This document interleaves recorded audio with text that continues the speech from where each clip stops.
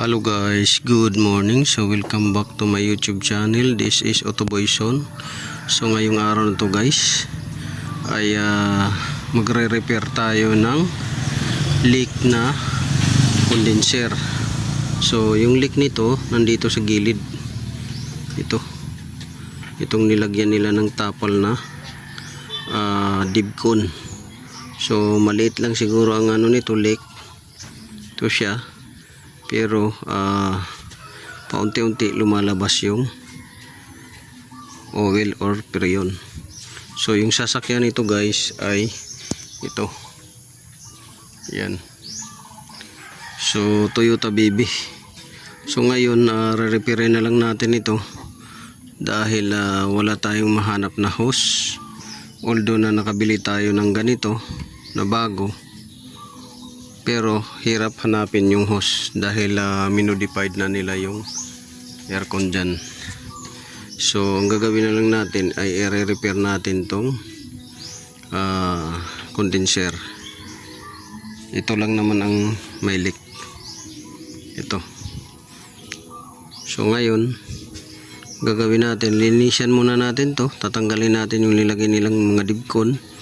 At ngayon papatsapan natin yung kanal na yan.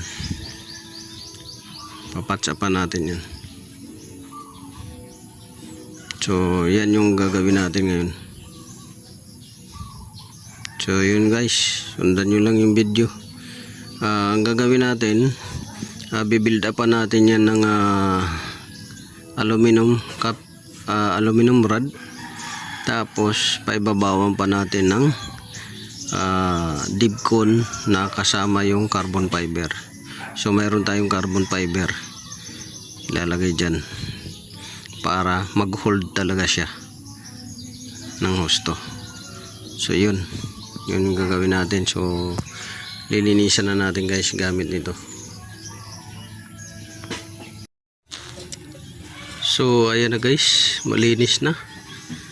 So ang ginawa natin, tinanggal natin yung dibcon na luma at ito nilinis na natin. So malinis na siya. Yan, malinis na, wala na yung lumang dibcon pandikit. Yan. So ang gagawin natin ito ay wiwildingin na natin. Wiwilding na tayo ng aluminum rod. So para ma-sealed ito kasi baka na-loose thread nila na ito, kaya pinasakan na lang nila ng dibcon. So yun, wiwilding na natin guys. So yung paglinis hindi ko na pinakita para hindi humaba yung video. Kasi linis lang naman, pwede lihain ninyo, pwede grinding brush. Tapos pag welding, so hindi rin natin mabidyohan dahil wala tayong stand ngayon sa camera. So abangan lang pagka na-weldingan na natin. So ayan guys, natapos na natin at napatuyo na natin. Tapos fast forward tayo. Ito na ikabit na natin pati yung auxiliary pan. Ayan. So papakita ko lang sa inyo yung ginawa natin na winelding.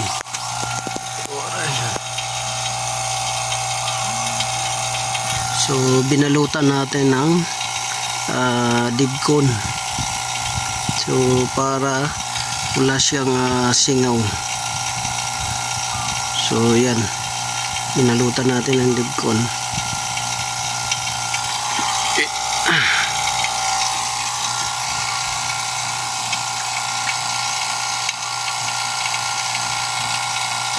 So yung nakakita ninyo guys na parang may langis. So yung kanina kasi yan dahil naglagay tayo ng dito, tumulo doon. Yan. Tumulo doon sa baba, naglagay tayo ng pag oil. So tumulo doon siya. So yan, Aalis din yan guys. Hugasan natin mamaya ng sabon.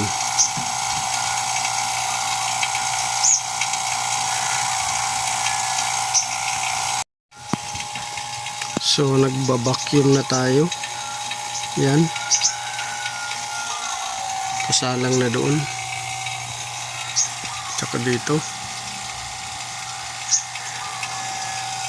So vacuum.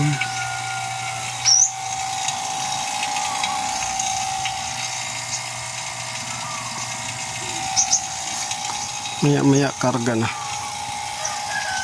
Binaba natin yung battery nito guys dahil napakasikip. Nandito banda yung ano niya. Oh. Hindi na kasi original na husto. Puro dugtong-dugtong na. Ewan ko bakit nilagay pa nila dito sa sulok. Dugtong-dugtong na nga. Dapat nilabas na lang ng konti. Pero ang ginawa, ayan o.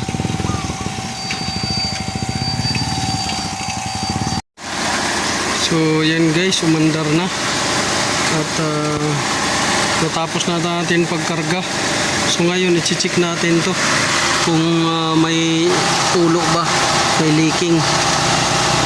I-check natin to. So far walang leaking dito. Walang leaking sa ating ginawa.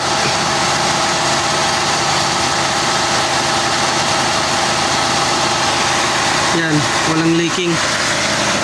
So ngayon maandar itong fan. Maandar na yung fan, yung dalawa. So puro yan sa auxiliary fan, puro sa condenser yan guys. Condenser ang fan na yan. Pinagana natin kasi na-stack nga ito ng ilang buwan. Pero ngayon gumagana naman siya. Check natin yung lamig sa loob. Nakaumpisa pa lang to. Yan, malamig na. Dito malamig. So nakaumpisa lang yung ano nito, pero okay naman yung ano, dandahan na lumamig. So yan, ginawa lang natin ng remedy yung ano, condenser. Dahil ito, conversion na nila to, itong hose. Yung compressor, conversion na rin. Ito, conversion na rin. Condenser. So tatlo yung conversion, hose, condenser, compressor. Nakabili tayo ng original na pan Toyota BB condenser. Problema natin yung hose naman. Mahirap hanapin.